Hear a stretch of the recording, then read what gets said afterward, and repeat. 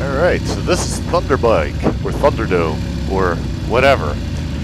In any case, this is a bunch of bikes, Ducatis, 749s, 1100 air-cooled, SVs, stuff like that. So, holding on the two board, one board is up, they hold it forever. Now watch the right side of your screen, because you're going to see something awesome. Right next to me is Ivan.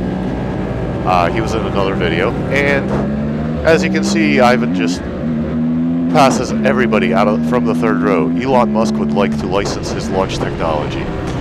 And then, right after him, Barry gets me. And Barry's a returning rider. He's kind of just getting back into it. Also really good at launching, apparently. I think I need to go drag racing. The theme for the weekend has been I suck at starts. So I need to get better at that. But Barry, I'm not racing him. He's an amateur, I'm an expert. I need to get past him and catch up to my race. As you can see, the like 6 guys up front are disappearing into the sunset while I'm messing around with Barry.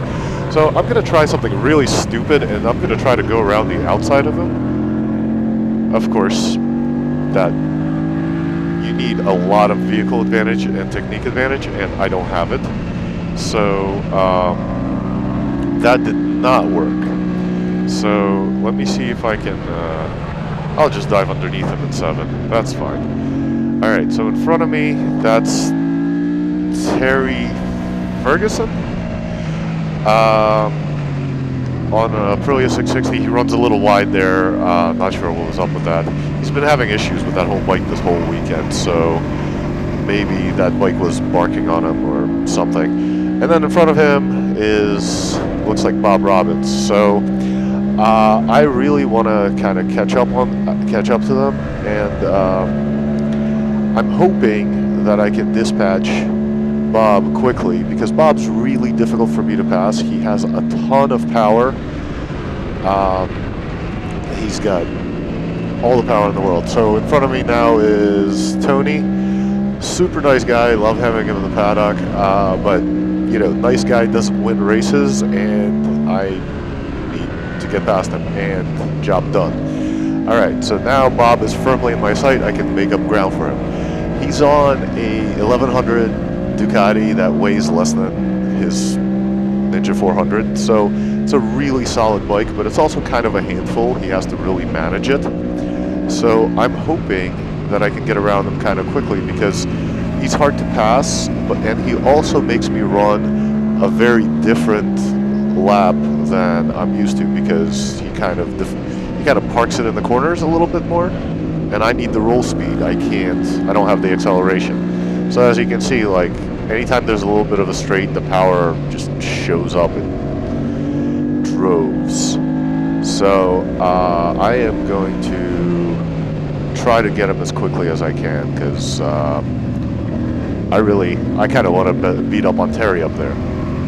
So I'm going to try around the outside. This really never works, or doesn't work well unless you have a lot of bike advantage, because it's a disappearing line. As you can see, he kind of just crossed over to where I was going to be. And that actually kills my drive a little bit, but he's behind somebody, so maybe I can get him. And I had to check up a little bit. I wasn't sure if I was going to have the room.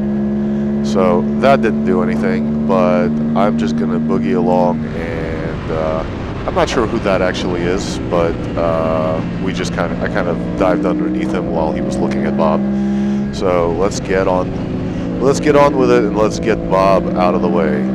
So for whatever reason, Bob's in the middle of the track, and he kind of, I guess he outbraked himself there a little bit, so I had to check up as well, so that we don't occupy the same space and time. In the meantime, our race is actually disappearing into the sunset, so I gotta do something quick. I gotta do something like ASAP to get rid of Bob, or not get rid of him, but get around him so I can go and do stuff. So, tried this, basically carry more speed through 4, stay on the power, just drive to the apex and block pass, but then he just bites right back with the power. So Bob will not give you, he's very safe about it, but he will not give you a position just because you showed him a wheel.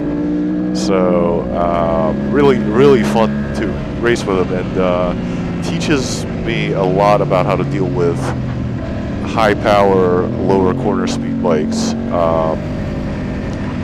Really kind of what I'm doing right now is very wrong. I need to be back off him so that I can get on the power early, which I couldn't. Now I'm on the power. And he has to actually throttle a little bit in that kink. I should be full throttle the entire way, all the way down the front straight. So, also, he does a smart thing. He goes off to the right, breaks the draft, and like an idiot, I stay all the way to the left and don't. And for some reason, turn in super early. Turn 1 has been my Achilles heel this weekend as well. I'm wasting a ton of time there. I'm running like mid-35s all weekend, but turn 1 is probably good for another half second. I don't know why I stayed in the middle of the track there. I guess I was just looking for a way to get around Bob, and I didn't want to be pointed at his wheel, because if he has a problem, I'll drive right into the back of him. And yeah, check it out, he got a little wheelie over Wheelie Hill, so that kind of slowed him down a little bit. And I'm going to try the same thing again. Fool me once, we won't get fooled again. I don't know. Yeah, I think that's a big flub from our former president. So still getting nothing on Bob. I need to get around Bob because Terry's disappearing into the sunset. But so I guess currently I'm thinking maybe I need to ease back off him, stay a little further back, and get on the gas harder earlier. So on the gas, on the gas, on the gas, on the gas, shift early, short shift before the final turn so that I don't have to shift in the middle of it. And with that and a little bit of a draft, I can actually follow Bob all the way down the straight without losing him. And look underneath, that's way too tight for that corner, so, and I'm also not close enough to Bob to actually do that. So maybe I can do something in the chicane. Come on, chicane. No, nothing too far back, and it's kind of a ballsy place to pass because you would have to have your lines cross a few times there if you were passing.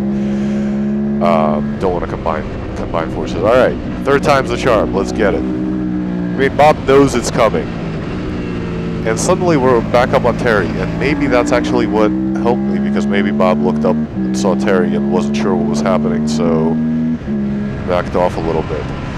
All right, I'm actually making up massive amounts of ground on Terry here, and I'm not actually sure why. Maybe he said his bike was in like forever traction control this weekend, like it would just hit traction control. Maybe that's what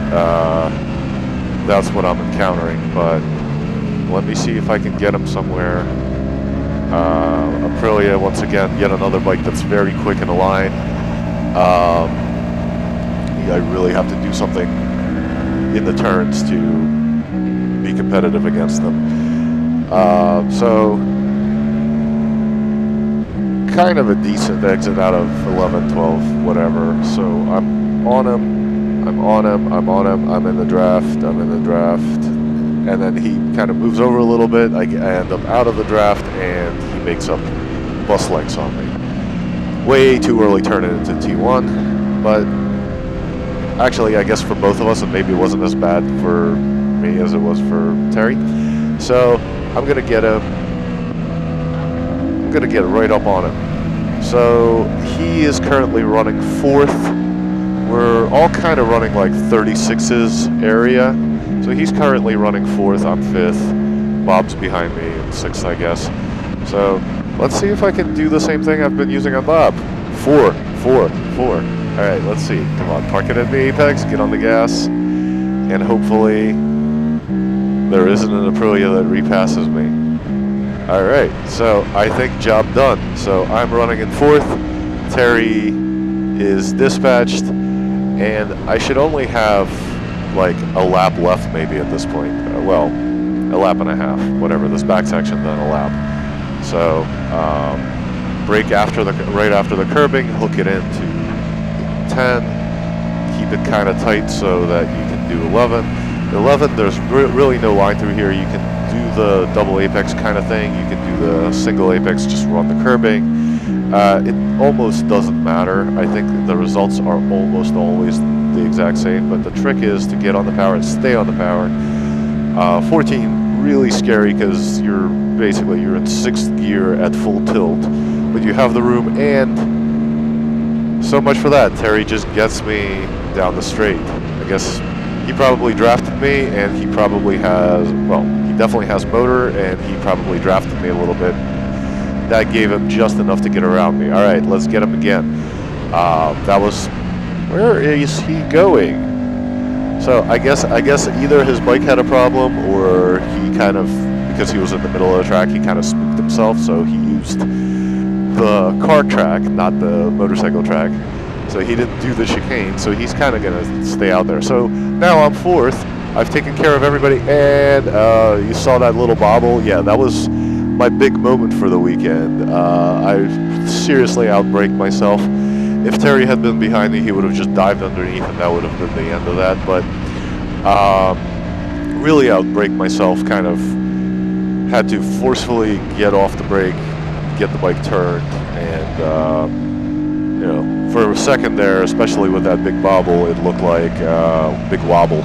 That looked like it was going to be me running off track. I was not about to have that. That's not. I got work on Monday. I don't need to be, you know, wrecking my shit. So it looks like nobody's challenging me unless somebody is setting up a big run from behind through 14. So I'm just going to stay on it, and hopefully nobody passes me at the line. And yeah, there we go, job done. So that's a 4th in thunderbike. Not a great result, but at the same time it was really fun fighting with both Bob and Terry. Yeah, I actually really enjoyed this race. I was buzzing about it for pretty much the rest of the day until the next race, in which I had an even better one, and I'll narrate that next, and I'll put that up. So if you like the narrations, stick around. There's other narrated videos. I'm also going to put up all the videos from the weekend because, you know, whatever. Somebody might see themselves doing something. And yeah, hope you guys like this.